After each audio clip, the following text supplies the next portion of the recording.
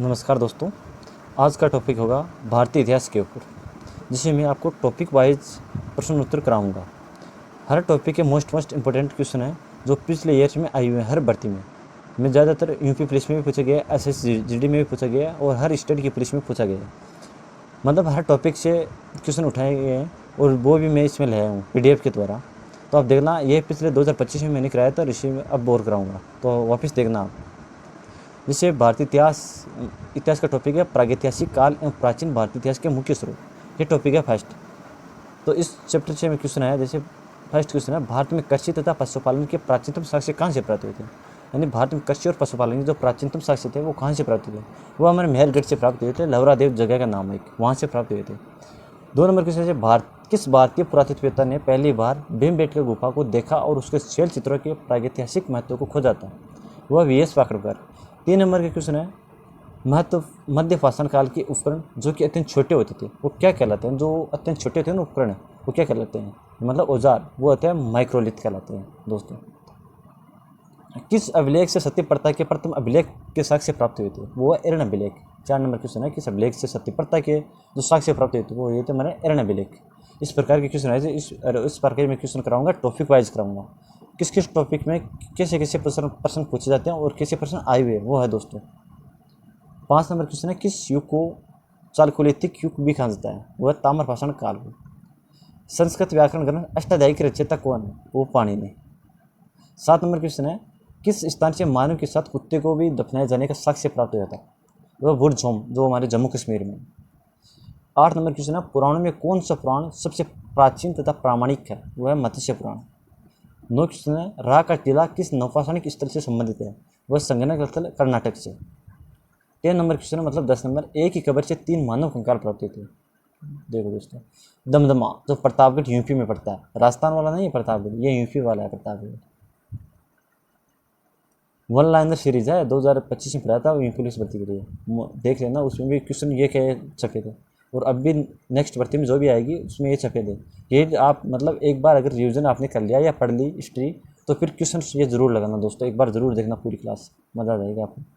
11 number question है, कल्याणी के द्वारा रचित राजतरंगिणी किससे संबंधित है, वह कश्मीर के राजाओं के बारे में दिया गया है इसके राजतरंगिणी पुस्तक में। 12 नंबर क्वेश्चन, भारतीय शास्त्रीय संगीत का बाइबल ग्रंथ है, वह नाट्य शास्त्र। चरक संहिता नामक पुस्तक किस विषय से संबंधित है, वह चिकित्सा से। मनुस्मृति मुख्य रूप से संबंधित है प्राचीन भारतीय समाज व्यवस्था से। जानकी हरणम महाकाव्य के रचयिता है कुमारदास। यह है 15 क्वेश्चन दोस्तों जो हमारे प्रागैतिहासिक काल एवं प्राचीन भारतीय इतिहास के मुख्य स्रोत चैप्टर से है। 15 क्वेश्चन। अब मैं आपके सिंधु घाटी सभ्यता एवं हड़प्पा सभ्यता से क्वेश्चन, जो भी छपने वाले क्वेश्चन वो दिए दोस्तों, हर कोई नहीं उठा रहा, मतलब जो भी आएगा। सिंधु घाटी सभ्यता गैर आर्य थी क्योंकि यह नगरीय सभ्यता थी। सिंधु घाटी सभ्यता गैर आर्य थी क्योंकि यह नगरीय सभ्यता थी। नगर की कौन सी सभ्यता नील नदी के तट पर विकसित हुई थी, वह नील नदी के ऊपर मिस्र सभ्यता। भारत में हड़प्पा सभ्यता का वर्ष सबसे बड़ा स्थल कौन सा है, राखी गढ़ी।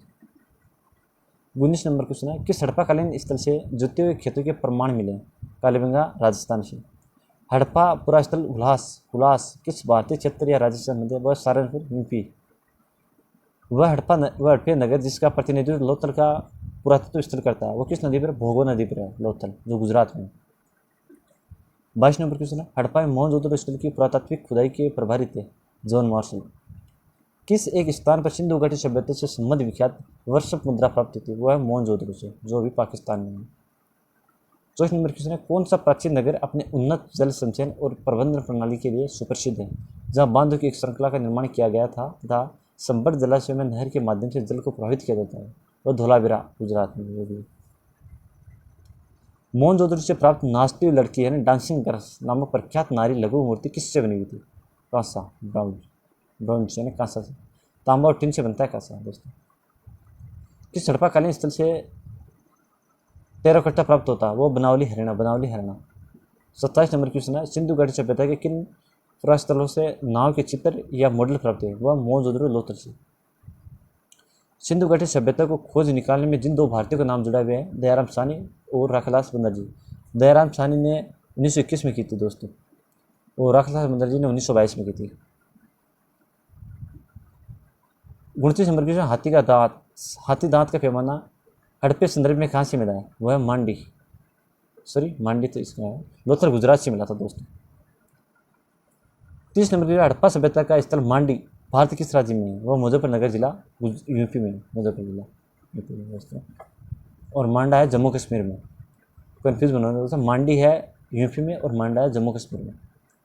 अब वैदिक काल की सभ्यता के क्वेश्चन, यानी 15 2 टॉपिक से हो गए। अब क्वेश्चन है वैदिक काल या सभ्यता के क्वेश्चन, चैप्टर वैदिक काल। जैसे गायत्री मंत्र के नाम से प्रसिद्ध सर्वप्रथम किस में मिला था? ऋग्वेद में। यानी गायत्री मंत्र के नाम से प्रसिद्ध जो मंत्र है ना, वो सर्वप्रथम किस में मिला था? किस वेद में मिला था? वो है ऋग्वेद में। 32 नंबर क्वेश्चन है, भारत का राष्ट्रीय आदर्श वाक्य सत्य में जयते शब्द कहाँ से लिया गया है? तो हमारे मंडोक उपनिषद से लिया गया दोस्तों। त्रय या वेद, त्रय नाम है, ऋग्वेद, सामवेद और यजुर्वेद का नाम है, इन तीनों वेदों का नाम है। अत्यात्म ज्ञान के विषय में नचिकेता एवं यम का संवाद किस उपनिषद से प्राप्त होता है दोस्तों? वह कंठोप उपनिषद। वैदिक नदी अस्किनी की पहचान किस नदी के साथ की जाती है? किस एक नदी के साथ की जाती है? वह है चेनाब नदी। कौन सा अभिलेख ईरान से भारत के आर्य की अनेक सूचना देता है? वो भोगोज अभिलेख है, जो ईरान से भारत में आते हैं ना, उनकी सूचना देता है भोगोज अभिलेख। किस आया था, किस टाइम पर आया था? 37 नंबर क्वेश्चन, ऋग्वेदिक काल में निष्ठ शब्द का प्रयोग एक आभूषण के लिए होता था, किंतु प्रवृत्ति काल में उसका प्रयोग किस अर्थ में होता है? वो सिक्कों के काल में होता है। 38 नंबर क्वेश्चन है, आयुर्वेद अर्थात जीवन का विज्ञान का उल्लेख सर्वप्रथम मिलता है? वो अथर्ववेद में। 39 नंबर क्वेश्चन है दोस्तों, वैदिक काल में किस जानवर को अघन्य न मारे जाने योग्य माना गया? गाय को हम आज भी हमारी माता मानते हैं, आज भी नहीं मानते हैं। 40 नंबर क्वेश्चन है, वैदिक काल के दौरान कौन सा शहर प्राचीन मगध साम्राज्य की राजधानी के रूप में कार्य करता है? वो राजगृह के रूप में। 41 नंबर क्वेश्चन है, किस नदी को ऋग्वेद में महत्व में देवित्व एवं नदीत्व संबोधित किया? सरस्वती। ऋग्वेद में उल्लिखित यह शब्द किस उत्पाद हेतु प्रयुक्त किया गया? जो में। 43 नंबर क्वेश्चन है, उपनिषदों का मुख्य विषय क्या है? वो दर्शन।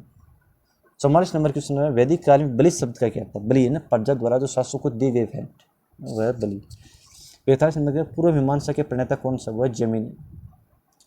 अब आते हैं हमारे महाजनपद मगध जैन एवं बौद्ध धर्म से क्वेश्चन। दोस्तों मैं आपको दोबारा बता रहा हूँ कि अगर आपको ये PDF चाहिए तो आप मुझे मैसेज कर देना है, कमेंट बॉक्स में ज़रूर टाइप कर देना कि हमें भाई साहब ये PDF चाहिए, तो मैं ज़रूर आपको दे दूँगा। और अगर आपको वीडियो अच्छा लगे तो चैनल को सब्सक्राइब लाइक ज़रूर करना।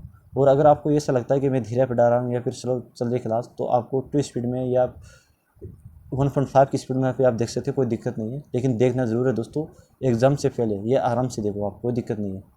पूरी क्लास देखना, आपको पता चल जाएगा किस टॉपिक से किस टाइप के क्वेश्चन आ रहा है, कितने क्वेश्चन आ रहे हैं, कैसे आ रहे हैं। 46 नंबर क्वेश्चन है, 6वीं शताब्दी ईसा पूर्व का वत्स महाजनपद किस स्थित था? महाजनपद स्थित था यूपी में, कौशाम्बी के आसपास। कौन सा राज्य ईसा पूर्व 6वीं शताब्दी के प्रारंभ में भारत के सर्वाधिक शक्तिशाली राज्य था? मगध। विश्व का पहला गणतंत्र वैशाली में किसके द्वारा स्थापित किया गया था? लिच्छवी द्वारा। 49 नंबर क्वेश्चन, बौद्ध ग्रंथ अंगुत्तर निकाय से ज्ञात होता है कि गौतम बुद्ध के जन्म के पूर्व समस्त भारतीय कितने बड़े राज्यों या महाजनपद विभाजित था? वह 16 महाजनपद दोस्तों। गोदावरी नदी के तट पर स्थित दक्षिण भारत का एकमात्र महाजनपद है अस्मक। ये 50 क्वेश्चन दोस्तों आपके हो गए। और हम नेक्स्ट टॉपिक के बारे में चर्चा करेंगे अभी, लेकिन अभी इसके बाकी है तो अभी और देख लेंगे क्वेश्चन कि कितने क्वेश्चन है, कितने नहीं रहे हैं। मगध के किस प्रारंभिक शासक ने राज्यारोहण के लिए अपने पिता की हत्या तथा स्वयं इसी कारणों से अपने पुत्र द्वारा मारा गया? अजातशत्रु। गौतम बुद्ध के समय का एक प्रसिद्ध वेद जीव किस शासक के दरबार में से संबंधित था? यानी किस दरबार के संबंध में रहता था? दरबार में, बिंबिसार के दरबार। वर्तमान उत्तर प्रदेश में भारत के प्राचीनतम 16 महाजनपदों से कुल कितने महाजनपद स्थित है? यानी उत्तर प्रदेश में कितने हैं? 8 है टोटल। वैसे तो 16 है लेकिन 8 है उत्तर प्रदेश के। मगध का कौन सा राजा यूनानी आक्रमणकारी सिकंदर महान के समकालीन था? धनानंद, जो नंद वंश का शासक था। 55 नंबर क्वेश्चन, उस भारतीय राजा का नाम बताए जिससे सिकंदर के झेलम स्थित नदी के तट पर पराजित किया गया था? पोरस। उत्तर प्रदेश में जैन एवं बौद्ध दोनों की एक प्रसिद्ध तीर्थस्थल है, वह है कौशाम्बी। तीर्थ का शब्द किस धर्म से संबंधित है? वह है जैन धर्म से। 58 नंबर क्वेश्चन, 23वें जैन तीर्थकर पार्श्वनाथ मुख्यतः किस स्थान से संबंधित? वह वाराणसी। 59 नंबर क्वेश्चन, जैन धर्म में पूर्ण ज्ञान के लिए प्रयुक्त शब्द है कैवल्य।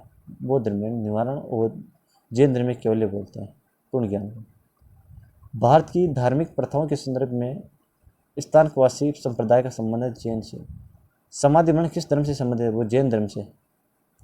62 नंबर क्वेश्चन, किस स्थान पर प्रथम जैन परिषद आयोजित की गई थी? पाटलिपुत्र बिहार। जैन धर्म के प्रवर्तक महावीर स्वामी का मोक्ष स्थान है पावापुरी बिहार में। जैन धर्म के सामयिक दर्शन, सामयिक ज्ञान और सामयिक आचरण। भगवती सूत्र जिसमें 16 महाजनपदों का उल्लेख किया गया वह जैन धर्म। महामस्तक का अभिषेक महापर्व संबंधित है जैन धर्म से। प्रारंभिक जैन साहित्य किस भाषा में लिखे? अर्धमागधी प्राकृत भाषा में लिखे गए।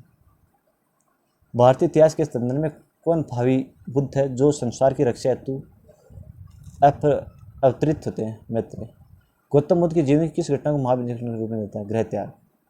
17वां क्वेश्चन है, गौतम बुद्ध की माता माया देवी या महामाया किस वंश से संबंधित थी? वह कोली वंश से। 71 नंबर क्वेश्चन है, कौन सा अभिलेख इस परंपरा की पुष्टि करता है कि गौतम बुद्ध का जन्म लुम्बिनी में होता? वह रोहिणीदेही अभिलेख। 72 नंबर क्वेश्चन, गौतम बुद्ध के द्वारा अपने धर्म में दीक्षित किया जाने वाला अंतिम व्यक्ति कौन था? सुबुद्ध। 73 नंबर क्वेश्चन, महात्मा बुद्ध का महापरिनिर्वाण यानी मृत्यु किसके गणतंत्र में होता? मल्लों की राजधानी कुशीनगर में। महात्मा बुद्ध ने अपना प्रथम उपदेश धर्म चक्र प्रत्येक किस स्थान पर दिया? सारनाथ पर। प्रथम बौद्ध संगति के संचालक किसने देखा? महाकश्यप महर्षि। किस बौद्ध साहित्य में संघ जीवन के नियम प्राप्त होते हैं? विनय पिटक में। 3 ग्रंथ त्रिपिटक, जैसे विनय पिटक, सुत्त पिटक और अभिधर्म पिटक। राजगृह महाकश्यप, अजातशत्रु, वैशाली, सभा, कालासुर। एक शॉर्ट ट्रिक था, राजा महाराजा आजा वैश्य सबका काल है। राजगृह महाराज से महाकश्यप, आज से अजातशत्रु, वैशाली से वैशाली, सबका कालासुर। पटाओ मत आशिक कुंवर जी कंगाल है। एक शॉर्ट ट्रिक है दोस्तों। पटाओ यानी पाटलिपुत्र, मत यानी मंगलीपुत्र, तीस आसीन अशोक। नालंदा विश्वविद्यालय किसके लिए प्रसिद्ध था? बौद्ध दर्शन का अध्याय। शून्यता के सिद्धांत का सर्वप्रथम प्रतिपादन करने वाले बौद्ध दार्शनिक का नाम क्या है? नागार्जुन। बौद्ध धर्म तीर्थ में बुद्ध धम्म संघ। किस बौद्ध साहित्य में महात्मा बुद्ध के नैतिक और सिद्धांतों से संबंधित प्रवचन सम्मिलित है? सुत्त में। कालिका पुराण, कली पुराण किस संबंधित है? कालिका पुराण हो या कली पुराण किस धर्म से संबंधित है? शाक्त धर्म से। नयनार कौन थे? शिव भक्त। नयनार। अलवार विष्णु भक्त है। नयनार तो शिव भक्त है और अलवार विष्णु भक्त है।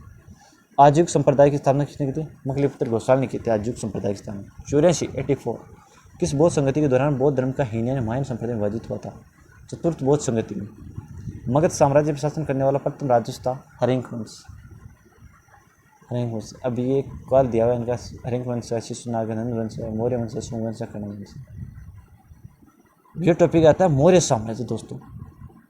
तो मैं चाहता हूँ कि आज हम यहीं तक पढ़े और कल आपको वीडियो मिल जाएगा मौर्य साम्राज्य के ऊपर, और आपको मैं इन चैप्टर के प्लेलिस्ट दूंगा दोस्तों। ऐसे नहीं कि एक वीडियो का ये नहीं होगा, प्लेलिस्ट के साथ दूंगा। तो आप प्लेलिस्ट सेव कर सकते हैं या फिर मेरे चैनल को सब्सक्राइब जरूर करें, तो फिर आपको ये कल वाला नोटिफिकेशन ज़रूर मिल जाएगा। इसलिए वीडियो के एंड तक पूरा देखें।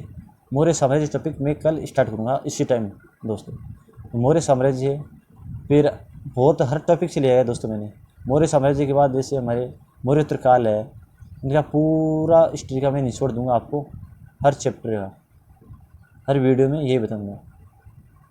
देखो नीचे तक जाओ आप, मौर्यगुप्त वंश पूरे वंश का दिया गया। तो ठीक है दोस्तों, मिलते हैं कल नेक्स्ट वीडियो में, मौर्य साम्राज्य के बारे में करेंगे बात। ठीक है दोस्तों, अगर आपको वीडियो अच्छा लगा तो दोस्तों एक बार लाइक और चैनल को सब्सक्राइब जरूर करें। धन्यवाद दोस्तों।